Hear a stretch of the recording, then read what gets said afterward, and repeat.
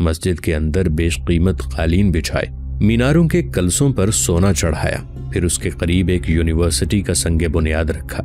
इसमें किताबों के अंबार लगा दिए। किताबें मुख्तलिफ जबानों की थीं।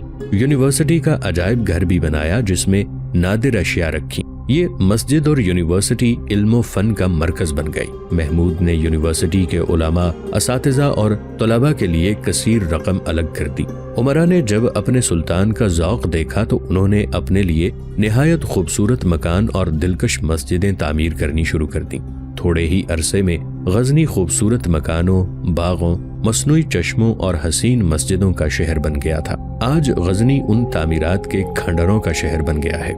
जिन फतुहात की याद में महमूद गजनवी ने 950 साल पहले ये जामे मस्जिद और यूनिवर्सिटी तामीर की थी, वो फतुहात उसे आसानी से हासिल नहीं हुई थी। इस मस्जिद और यूनिवर्सिटी की बुनियाद में गजनी के उन हजारों मुजाहिदीन का खून शामिल था जिनकी लाशें गजनी वापस नहीं लाई जा सकी थी। बुलंद शहर, मिथरा, महाबन और कुनूज के इलाके में गंगा और जमुना के किनारे उन शहीदों के कब्रों के निशान तो मिट ही गए हैं। 950 बरसों में उनकी हड्डियां भी वहां नहीं। उन्होंने जिस तरह मिथरा और इसके बाद कनूज फतह किया था, इसके पीछे एक वलवला अंगेज और जज्बात को हिला देने वाली दास्तान है। 1018 ईस्वी के आखिर में महमूद गजनवी बुलंद शहर से मिथरा तक बगुले की तरह फिर गया था। नक्शे पर देखें तो उसकी पेशकदमी और फतुहात की शक्ल बगुले की सी बनती है। उसे एक ही हमले में कई बार दरियाए गंगा और जमुना अबूर करने पड़े। जंग के मुबस्सिर हैरत का इजहार करते हैं कि अपने वतन से 3 माह की मुसाफत जितनी दूर आकर इतनी लड़ाइयां लड़ना और हर लड़ाई में कामयाबी हासिल करना मामूली दिमाग और जंगी फहमो फरासत के जर्नैल के बस की बात नहीं थी। मिथरा बहुत बड़ा शिकार था जिसे वो मार चुका था। हिंदुस्तान के इतने बड़े बुतखाने में अजानें गूंज रही थीं। सुल्तान ने फौज को मिथरा में आराम और तंजीम में रद्दोबदल के लिए रोक लिया। उसे अब कुनूज की तरफ पेशकदमी करनी थी। कुनूज के मुताल्लिक उसे बताया गया कि उसकी फतह आसान नहीं होगी। महाराजा कुनूज को दूसरे महाराजों की निगाह में एहतराम हासिल था। वो दानिशमंद था। यही वजह थी कि महमूद गजनवी ने कुनूज पर हमले से पहले फौज को आराम देने और दस्तों को असर नौ मुनज़्ज़म करने की जरूरत महसूस की। उसने कुनूज और गिरदो नवाह में अपने जासूस भेज दिए थे। उसे जो मालूमात दी गई थीं, उनके मुताबिक कुनूज के रास्ते में 2 और रियासतें थीं जिनके हुक्मरान महाराजे नहीं राय थे। इनमें एक राय चंदा था, दूसरा चांदल भूर। छोटे छोटे और राय भी थे और ये सब महाराजा कुनूज राजापाल के इत्तेहादी थे।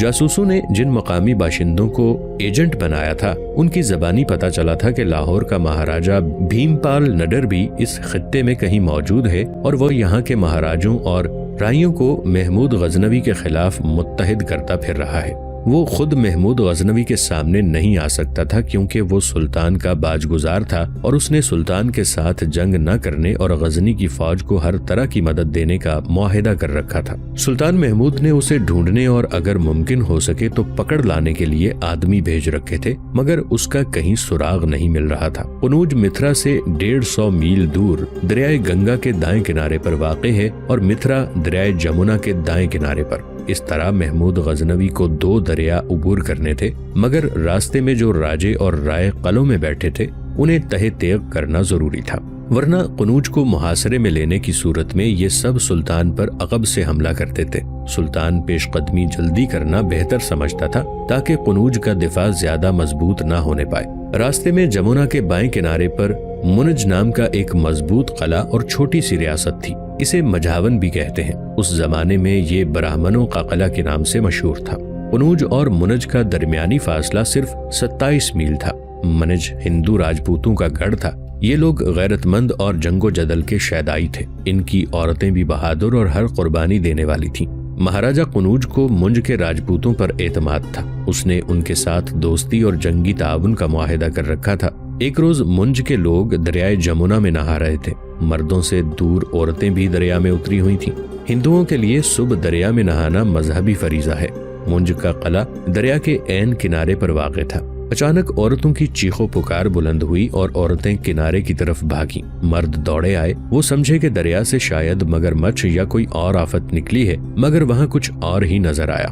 दरिया में लाशें बहती आ रही थीं और पानी का रंग भी बदला हुआ था। पहले चंद एक लाशें नजर आईं, फिर दरिया जैसे लाशों का दरिया बन गया हो।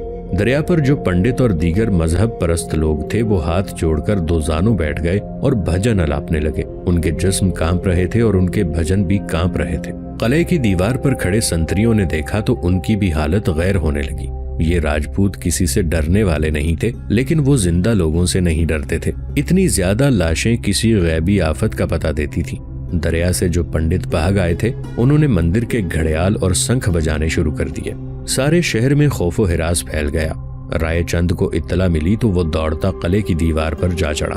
उसके साथ उसके फौजी अफसर और दरबारी थे। जानते हो ये क्या है? उसने सबसे मुखातिब होकर कहा। ये मिथरा और साबुन की लाशें हैं। क्या तुमने ये खबर नहीं सुनी थी कि गजनी के मुसलमानों ने मिथरा पर कब्जा करके वहाँ के तमाम मंदिर उजाड़ डाले हैं?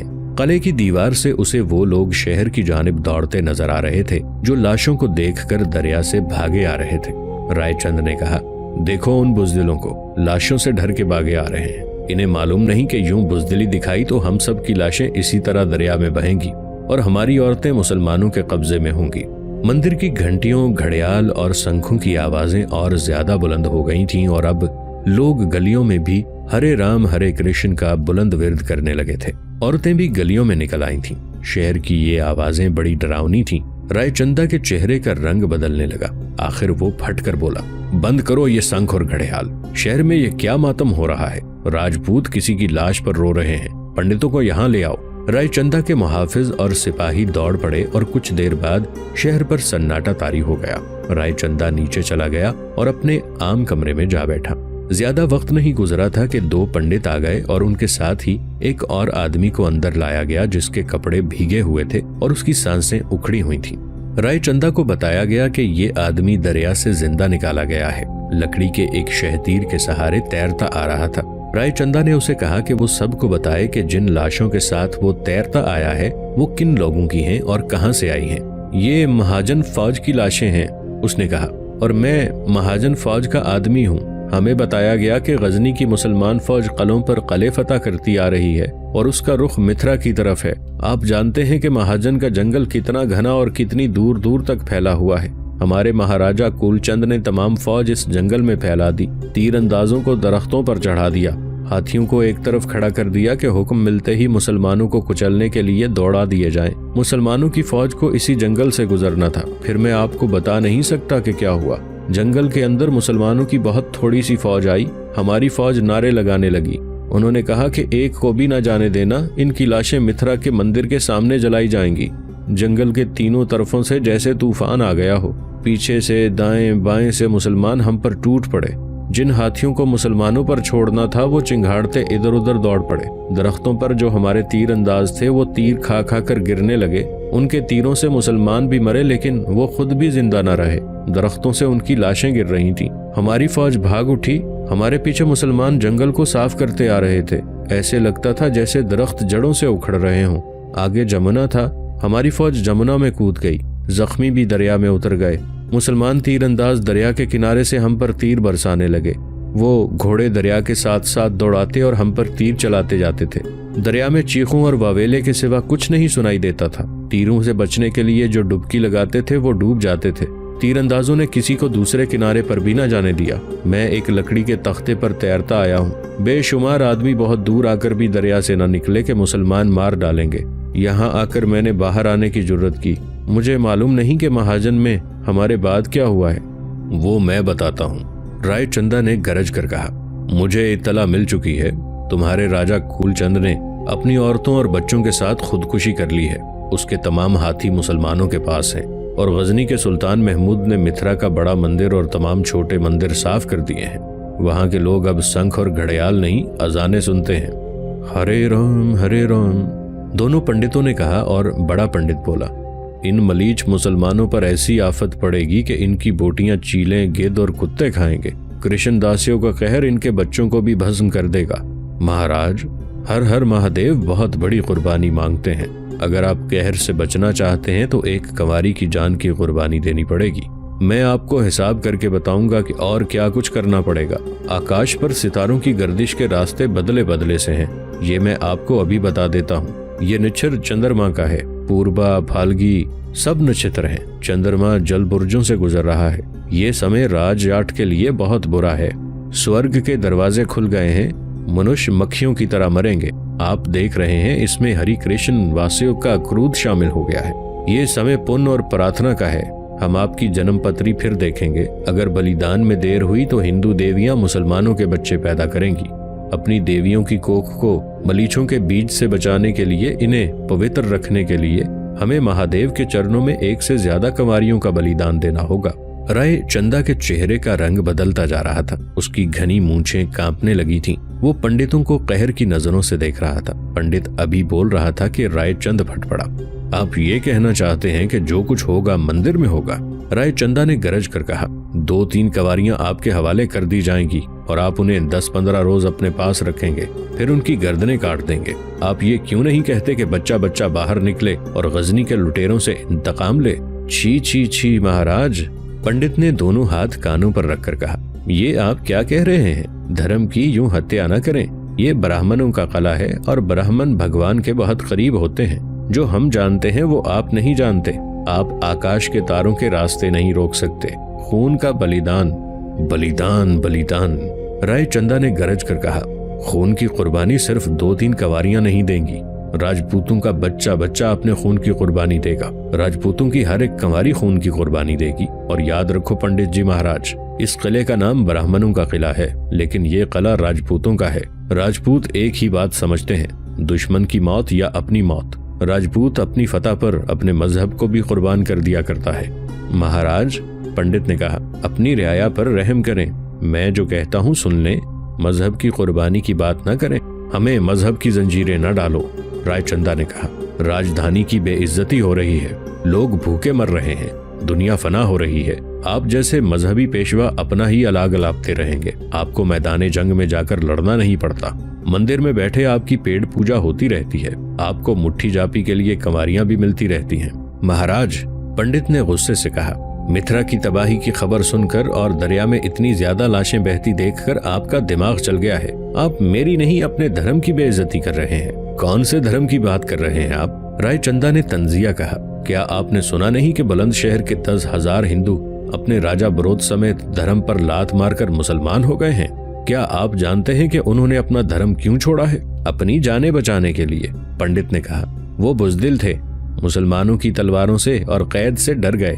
नहीं, रायचंदा ने कहा, उन्होंने देख लिया था कि देवताओं के बुत और देवियों की मूर्तियां न अपने आप को बचा सकी न किसी राजे की प्रजा को।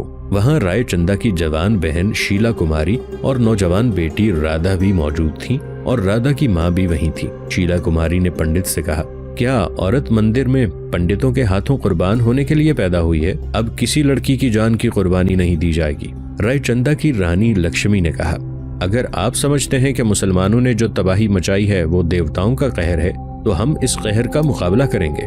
दोनों पंडित गुस्से में कुछ बुड़बुड़ाते चले गए।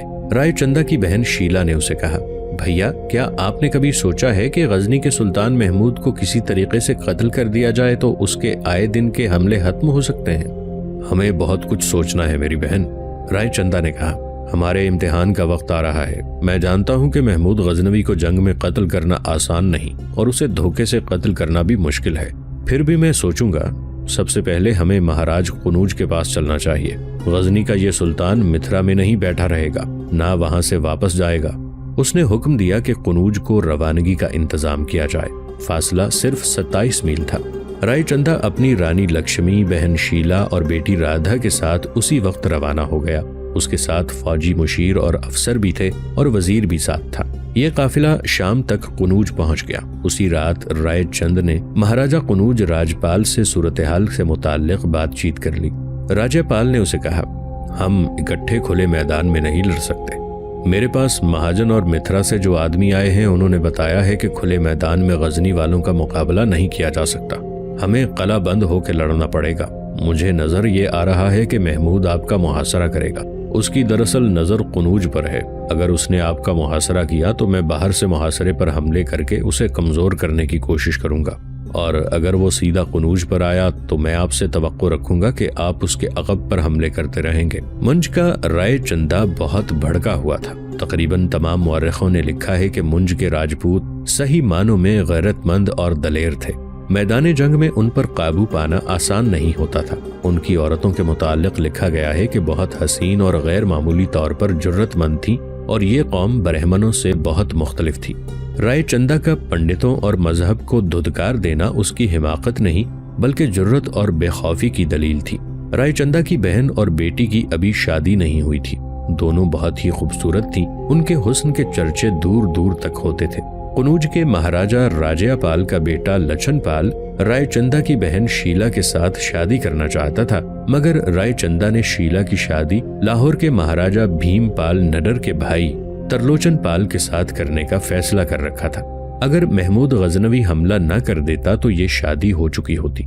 रात को जिस वक्त महाराजा राजयापाल और राय चंदा मिथरा की तबाही और महमूद गजनवी के मुतवक्के हमले की बातें कर रहे थे और उनके मुशीर और वजीर मुकाबले के मंसूबे बना रहे थे, उस वक्त राजयापाल का बेटा लच्छनपाल महल के बाग के अंधेरे कोने में खड़ा किसी का इंतजार कर रहा था। कुछ देर बाद दो औरतें उस अंधेरे कोने की तरफ इस तरह जा रही थीं जैसे साए से चल रहे हों। जरा आगे जाकर साए रुक गए। एक औरत ने दूसरी से कहा, आप आगे चली जाएं, राजकुमार मिल जाएंगे। दूसरी ने उसके हाथ में सोने का एक सिक्का देते हुए कहा, किसी को पता न चले कि मैं यहाँ आई और राजकुमार लच्छन से मिली थी। वो राय चंदा की बहन शीला थी। लक्ष्मण पाल ने अपनी खास मुलाजिमा को भेजकर शीला को एक तारीक गोशे में बुलाया था। शीला अपनी माँ और भतीजी राधा को बताए बगैर चली आई थी। ये सब राय चंदा के साथ कनौज आई थी। उसे देखकर लक्ष्मण पाल आगे बढ़ा और बोला, मुझे उम्मीद नहीं थी कि तुम आ जाओगी। मैं यहाँ से तुम्हें मंज पैगाम भेजता रहा हूँ और तुम हर बार यही जवाब देती रही हो कि तुम्हें मेरी मोहब्बत कबूल नहीं। मुझ में क्या कमी है? क्या मैं तुम्हारे काबिल नहीं? मैं जानता हूँ तुम्हारी शादी महाराजा भीमपाल के छोटे भाई से हो रही है। क्या ये तुम फैसला बदल नहीं सकती? क्या तुम्हें वही राजकुमार पसंद है? तुम खूबसूरत जवान हो लक्ष्मण।